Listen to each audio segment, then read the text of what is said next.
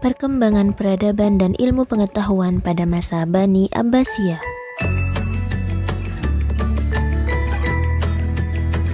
Perkembangan peradaban. Tumbuh dan berkembangnya peradaban pada masa Abbasiyah terjadi setelah perluasan wilayah secara besar-besaran. Faktor dominan yang mendorong perkembangan peradaban dan ilmu pengetahuan adalah adanya kebijakan dari Khalifah Abu Ja'far bahwa yang menjadi khalifah harus orang yang mencintai dan dapat mengembangkan ilmu pengetahuan. Gerakan penerjemahan. Perkembangan peradaban dan ilmu pengetahuan pada masa ini salah satunya karena didorong oleh gerakan penerjemahan. Pelopor gerakan penerjemahan pada awal dinasti Abbasiyah adalah Khalifah Al-Mansur. Para penguasa Abbasiyah menugaskan para ilmuwan ke daerah Bizantium guna mencari naskah-naskah Yunani dalam berbagai ilmu untuk kemudian diterjemahkan. Selanjutnya, gerakan ini didukung oleh Khalifah Al-Ma'mun dengan cara memberi imbalan pada hasil penerjemahan. Hal ini dilakukan karena keinginannya mengembangkan ilmu pengetahuan.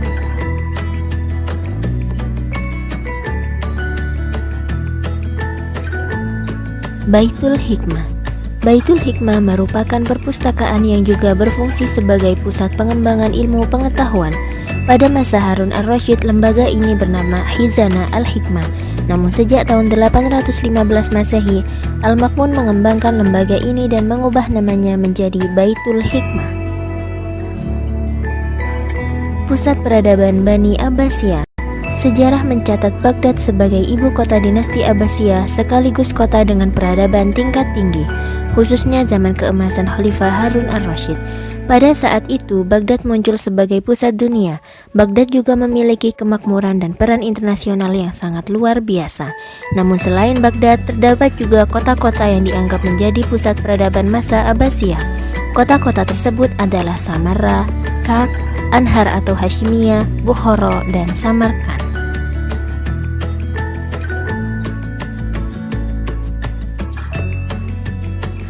Perkembangan ilmu umum. Di bidang ilmu filsafat. Filsafat adalah ilmu yang membahas secara mendalam sebab dari segala sesuatu berdasarkan pikiran dan rasio. Tokoh-tokoh muslim yang berperan di bidang filsafat antara lain Al-Kindi, Al-Farabi, Al-Ghazali, dan Ibnu Rushdi. Di bidang kedokteran dan farmasi. Tokoh-tokoh muslim yang berperan di bidang kedokteran dan farmasi antara lain Ar-Razi, karyanya yang terkenal adalah di bidang cacar dan campak. Ibnu Sina, karyanya yang terkenal adalah Qanun fit Tibb. Ali bin Sahal, karyanya yang terkenal berjudul Firdaus Al-Hikmah atau Surga Hikmah.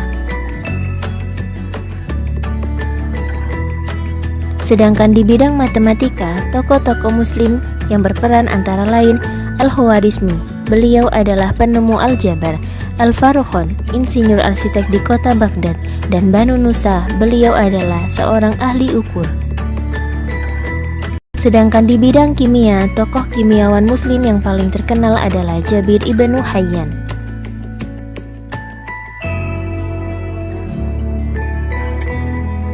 Di bidang astronomi, tokoh-tokoh muslim yang berperan di bidang astronomi antara lain 1. Al-Fazari, beliau adalah pencipta astrobol, yakni alat pengukur tinggi dan jarak bintang. 2. Al-Battani. 3. Al-Biruni, beliau adalah penyusun rumus geometri, aritmatika, dan astronomi. 4. Al-Farghani, beliau memiliki karya berjudul Al-Mudhil ila Ilm Hay'a Al-Aflak. Di bidang teologi terdapat beberapa nama yang dikenang sejarah.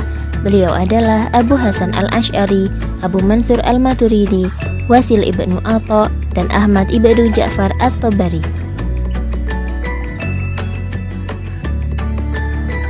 Di bidang bahasa dan sastra terdapat beberapa tokoh yang terkenang, yaitu Abdul Hamid Al-Khatib. Beliau adalah pelopor seni mengarang surat. Ibnu Abdi Rabbib, beliau adalah penyair berbakat, dan Al-Jadid, beliau adalah seorang sastrawan.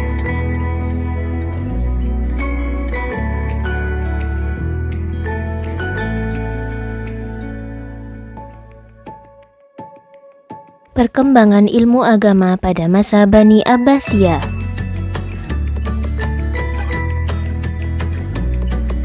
Selain perkembangan ilmu pengetahuan umum, ilmu agama juga mengalami perkembangan pada masa Bani Abbasiyah. Beberapa bidang ilmu agama yang berkembang pada masa itu antara lain ilmu hadis, ilmu tafsir, dan ilmu fikih.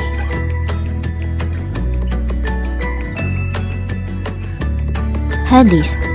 Hadis merupakan sumber hukum kedua setelah Al-Quran.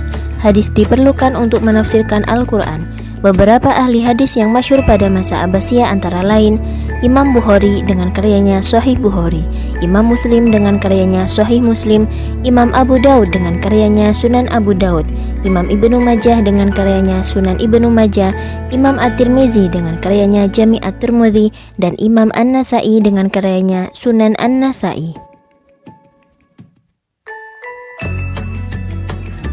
Dari semuanya itu, kodifikasi Al-Bukhari dianggap paling otentik sebab beliau berhasil mengumpulkan sekitar 600.000 hadis dengan 7.397 diantaranya dianggap sahih. Setelah Imam Bukhari, kodifikasi yang dianggap otentik adalah milik Imam Muslim. Tafsir. Perkembangan ilmu tafsir pada masa kekuasaan Bani Abbasiyah mengalami keemasan. Pelopor ilmu tafsir adalah Abdullah ibnu Abbas dan Ibnu Mas'ud, sedangkan para ahli tafsir yang terkenal dari kalangan tabi'in antara lain Imam Sufyan bin Uyainah, Waqi' al-Jarrah, Syu'bah al-Hajjaj, Zaid bin Harun, dan At-Tabari. Di antara beberapa mufassir tersebut, At-Tabari dianggap sebagai ahli tafsir terkemuka, dan salah satu karyanya yang bisa dinikmati hingga sekarang adalah tafsir At-Tabari.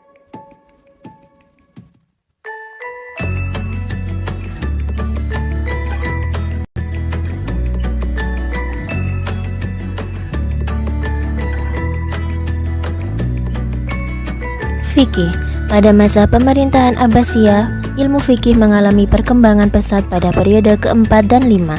Pada masa ini muncul empat imam madhab. Mereka adalah Imam Hanafi, Imam Malik, Imam Syafi'i, dan Imam Ibnu Hanbal.